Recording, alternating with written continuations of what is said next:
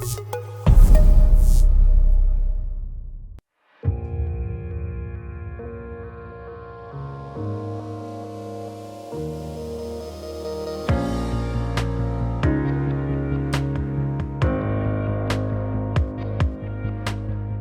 here today at Purolator's terminal in Richmond, British Columbia, just outside the Vancouver International Airport.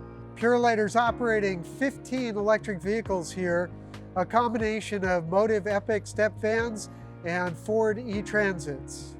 Purolator has a plan here to convert this facility entirely to electric vehicles on those routes that are capable of taking electric vehicles by the end of this year.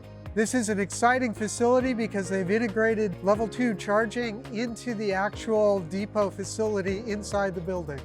So a great feature of this installation is that the charging cables can charge multiple types of vehicles, irrespective of where the charging ports are located. Success for electrification, we see it as a constant evolution, and we just keep going, keep pushing the boundaries, keep trying new things. Even when we have, vehicles or technology deployed, what's next? How do we continue to advance and develop new, more efficient and more effective technologies? We're seen as a leader, but a leader that doesn't just stop or pause. We just keep going and keep pushing the boundaries.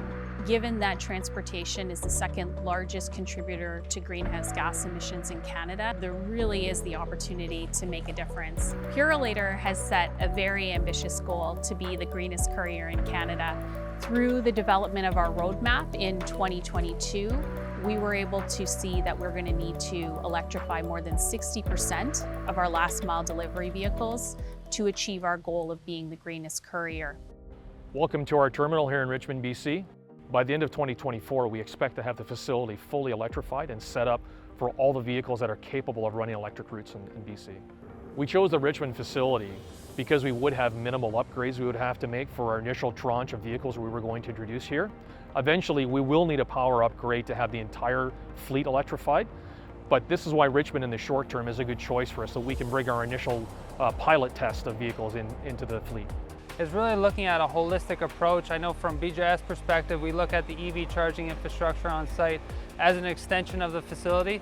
The important thing for us was understanding exactly what their needs were, what were their operations like. We were trying to work within the confines of what was already available on site in terms of capacity to be able to speed the process along. We expect to have 55 vehicles here that will be electric up until December.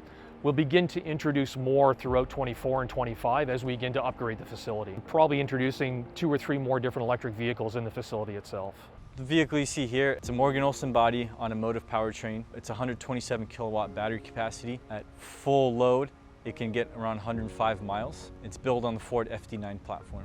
It's actually our 5th generation technology, so 98% uptime, very reliable. This deployment was about 2.5 years in the making. So it's a learning process for us to understand their operation, their vehicles, how they utilize them, how they see utilization. The current route profiles are anywhere between 40 to 60 miles a day. Payload is not an issue. There's more than enough range, even with HVAC on during the cold winter months. They have a long enough dwell time overnight, typically anywhere between 10 and 12 hours. So that's the sweet spot for level 2 charging.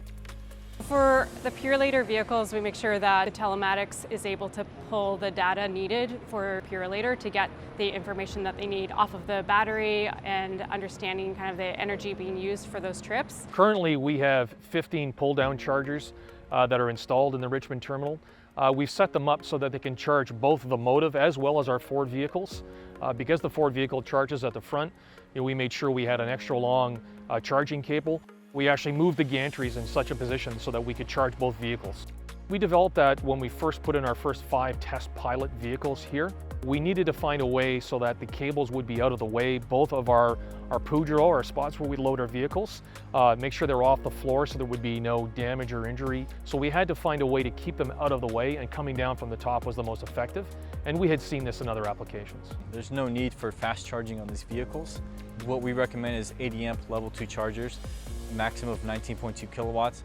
It'll charge one of our vehicles from empty to full in around 7 hours. The nature of their operation, level 2 charging works extremely well. With the proper data collected and the proper processes in terms of that data collection from work orders, being able to mine that data collection from the maintenance service and the repair service that takes place.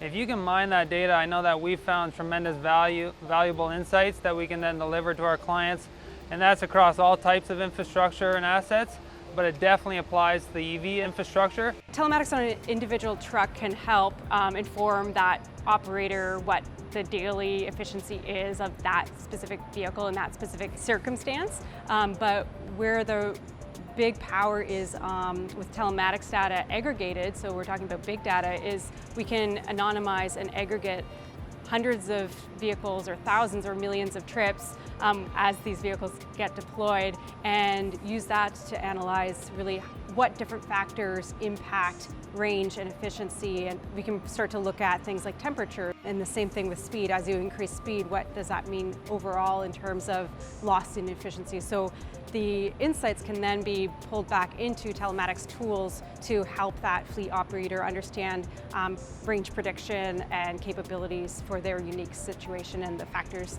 that impact them. What's unique about the Motive system is that we have various levels of regenerative braking that the driver in the vehicle can configure himself. So using these up and down arrow keys, the driver can go in and change regenerative settings. So having it on 1 is the least aggressive setting. It'll feel similar to what they're used to, a gas or diesel vehicle. Once they get that, a couple weeks under their belt, they can change that to 2 and then eventually get down into 3, where it's the most aggressive. The most aggressive regenerative braking setting is what's ideal in stop and go, type of traffic. Multiple deliveries in a single block. Now, if you're driving on the highway, you'd probably want to bring it down to the medium setting 2 or even the lowest setting number 1. When we get a new vehicle in, I'm usually the guinea pig that gets to test out the vehicle because I was a courier before. So I find out what's different with the trucks and I pass that information over to the couriers who are now driving these brand new electric vehicles. Hi, I'm Alfred Howe. I'm a courier for Purolator. I've been driving for 10 years. The last 2 years I've been driving this vehicle and it's been a game changer. When I was given the opportunity to drive it, I was ecstatic, just because it was just something different. Well, it's a lot smoother, it's more quieter. I don't have to fill up at the gas station anymore, which is good. Acceleration is a lot better. Driving downtown and coming back, I spend about 39 kilometers per day, and that only takes up a quarter of my charge. When you're driving in an alley or like somebody's walking in an alley and you're driving up, they don't hear you until you go over a speed bump and then your truck sort of rattles a bit and then you go, oh, I didn't see you. It's quite funny. My name is Lisa Ashton. I'm a courier at Purolator. I actually really enjoy my job. The reason is because I love people. I'm a people person. I'm very friendly.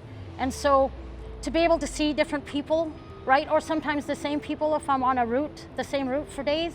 I enjoy it because you kind of build a little bit of a connection. I enjoy the electric truck. For one, it's quiet. 2, I don't have to line up at a gas station. And it turns very easy. The braking system is kind of interesting. I wasn't sure about that because I've never driven electric vehicle prior to this. And it's kind of interesting the way it'll start slowing down as soon as you put your foot off the gas. Once you get used to it, it's a nice feature to have. Us being the first courier company that has this amount of electric vehicles on the road is something that I'm very, very proud of. Although it's been a lot of work and it continues to be a lot of work, it's been a very rewarding journey so far to date. As we see more and more of our electric vehicles on the roads, our customers are really recognizing the efforts that we're making and are really pleased with the outcomes. Overall, it's just incredibly inspiring to be part of such significant change within our organization, but also, within the market. Just really, really pleased to be part of something that's so significant on so many levels. I have children and I have grandchildren. So to know that, there's not as much emissions maybe going into the air, it makes me happy, right? I try to do my part.